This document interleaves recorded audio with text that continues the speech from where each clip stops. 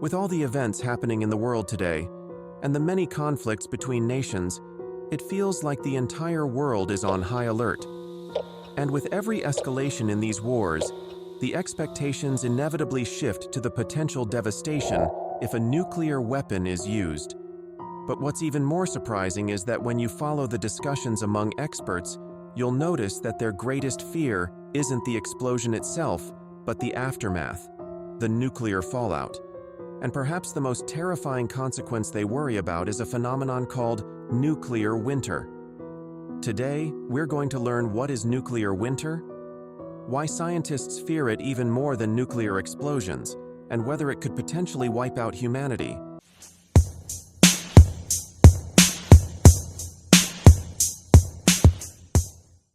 Welcome to Let Me Know. But before we dive in, don't forget to subscribe to the channel. You wouldn't believe how much a simple subscription helps a small channel like this grow. There's no debate about the power and horror of nuclear weapons. As soon as any crazy world leader decides to use them, the explosion would be catastrophic, destroying everything in its path: buildings, infrastructure, and of course, people, animals, and plants. However, as horrifying as the blast might be, its impact isn't the deadliest part. It's the radiation that lingers afterward. Take, for example, the infamous Hiroshima bomb. In the first few moments, around 80,000 people were killed instantly. But within 5 years, that number had skyrocketed to 340,000 deaths, all due to the deadly radiation that followed. This second wave of destruction caused by radiation is far deadlier than the initial blast. But what's even more frightening, though thankfully it has never happened, is the third stage of nuclear devastation: nuclear winter. Now, here's the thing. Nuclear winter doesn't require a bomb to go off in a specific city to kill thousands. A nuclear strike in Europe could lead to deaths across all continents. But the bigger issue is that if a catastrophe of that magnitude were to happen, the death toll wouldn't just be in the thousands or even millions. It could wipe out hundreds of millions, or potentially lead to the extinction of life on Earth. Let's start by understanding what nuclear winter is and what it could do. In simple terms, nuclear winter is the environmental destruction that would follow multiple nuclear explosions. Nuclear winter isn't caused by 1 or 2 bombs, or even 3. For this to happen, there would need to be a nuclear war, with nations using dozens of nuclear bombs. Here's what would happen in such a scenario. With so many nuclear explosions, the atmosphere would become saturated with dust, smoke, and particles from the massive fires. The sky would be filled with thick, dark clouds, blocking or severely weakening sunlight. And that's where the term nuclear winter comes from, because without sunlight, it's essentially a global freezing winter.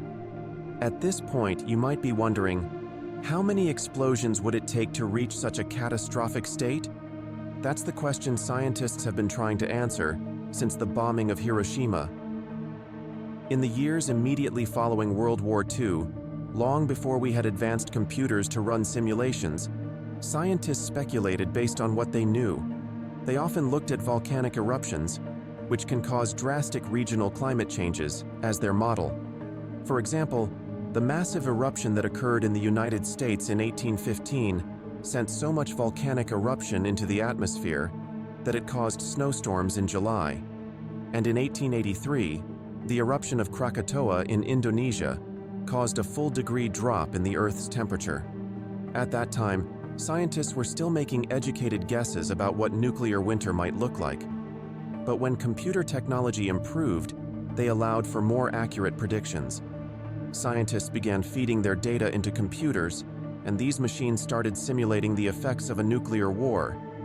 For example, 2 NASA scientists, Alan Robach and Brian Toon, created a computer model to simulate the climate impact of a small nuclear war between India and Pakistan. Tensions over Kashmir were high, and both countries were threatening each other with nuclear weapons.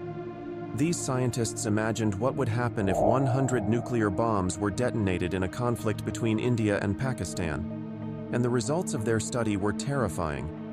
Here's what the model predicted. Black carbon and nitrogen gases create a massive black cloud rises into the stratosphere and begins to absorb sunlight, heating up the entire layer. Naturally, as sunlight is absorbed by the atmosphere, very little would reach the Earth's surface. Whether it's summer or winter at the time, everywhere on Earth would turn cold, cloudy and barren. The soil would freeze, plants wouldn't grow, and all living organisms would be at risk. But perhaps the biggest issue isn't the cold, it's the radiation. As the stratosphere heats up and fills with heavy gases, the ozone layer would start to thin, allowing harmful ultraviolet rays to pass through. These rays would destroy all forms of life, destroying crops, causing widespread cancers and burns, and even killing most marine life. The frightening thing is that this escalation would continue for 1 to 4 years. After those initial years, the effects would slowly begin to subside, but the planet wouldn't fully recover for another 10 to 25 years. Now, looking at this terrifying scenario, can humanity survive a nuclear winter? Well, to survive the initial nuclear explosions would be the first challenge. Then, we'd have to endure the radiation, the freezing winter, and widespread famine due to the collapse of agriculture and livestock. Still, according to these simulations, humanity wouldn't go extinct. Thanks to underground bunkers and the ability to store food, would survive the harshest years. They'd eventually come back to rebuild the Earth. But wait. The scenario we just discussed is based on the impact of 100 nuclear bombs. Today, there are 12,705 nuclear bombs that we know of. That's just the declared number. So, what's the answer to our question? Can humanity survive a nuclear winter? Nuclear winter, though incredibly dangerous and likely to result in massive loss of life, in the end it's still a natural disaster, similar to earthquakes or volcanic eruptions. Just like how there are minor and major ones, could vary in severity. And to answer whether we could survive, we need to understand what kind of nuclear winter we'd be facing. A mild one, a medium one, or a catastrophic one? Some scientists believe that the kind of nuclear winter that could truly cause extinction would come from a war that releases 150 million tons of burned materials into the atmosphere. This would require a nuclear war involving the detonation of at least 4,000 warheads. However, others argue that these theoretical models don't account for human adaptability or awareness. After all, how many people who survive the explosions and radiation would have the know-how to survive in this radically changed world? In the world of nuclear winter, even small injuries and diseases like infections or diarrhea could be deadly without proper medical care. Then, there's the need for nuclear awareness.